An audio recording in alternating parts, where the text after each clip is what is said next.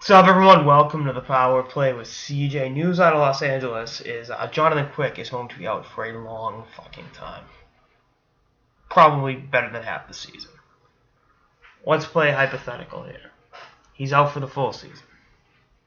You don't have him for the season. You have, what's his face, Peter Budaj and Zach Cobb as your two goalies. That's not going to help you win the cup. And I know, that window hasn't closed. Any team with Andrei Kopitar as your number one center and Drew Doughty as your number one defenseman, you're going to win some hockey games. So you kind of look around. You say to yourself, do we just suck this year? Maybe get a Nolan Patrick or Kaier Yamamoto?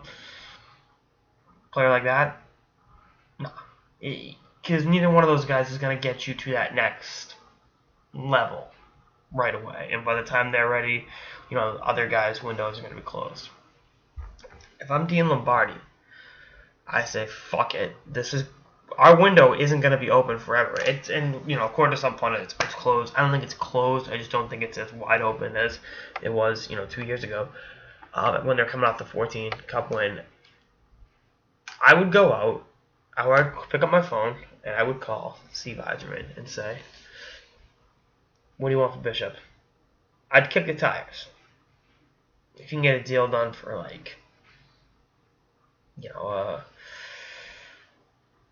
two and a three, which you're not because Bishop's a vet. But here's the thing: the goalie market isn't as saturated as people think it is. It's not. Teams have their goalies, or they're trying to develop one from within.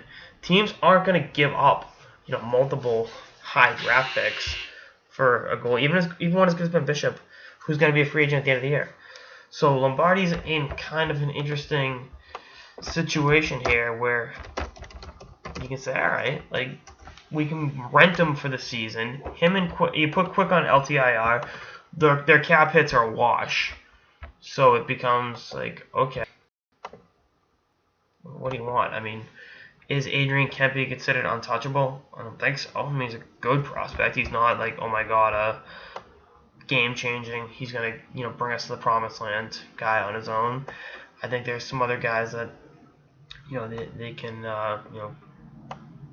sell high on. And they have not done a good job drafting. I'm looking at, and the guys they have done a good job drafting, they've traded away. So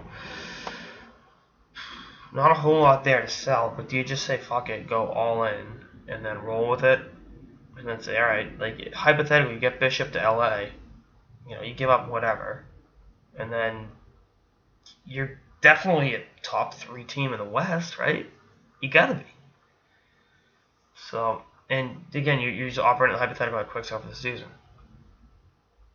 So again, it's just one of those weird situations. But if I was Dean Lombardi, I'd be kicking the tires, because this whole thing about Yzerman selling wicked high on Bishop, the market's just not there. It'd be I want to sell my car for $1 million, but it's a fucking Jeep Cherokee with 250,000 miles on it. Well, you can sit around and try to sell it for $1 million, but when nobody buys it, you're gonna look like an asshole. Might as well lower the price a bit and try to flip it, so you don't walk away empty-handed. And again, I think Vasilevsky can shoulder the load in Tampa. So I just think it's a intriguing situation for the Lightning and the Kings. And I think if I'm LA, Bishop's a guy I look at. I'm not, it's a hot take over here, but then again, a team that lost a team that thought it was a Stanley Cup contender that lost its Vezina caliber all-world goalie and had essentially was exposed as being a fucking debacle. That happened last year, didn't it? Do you think the Montreal Canadiens, if they were in a similar situation, would try to handle the goaltending situation a little bit differently? But that's none of my business.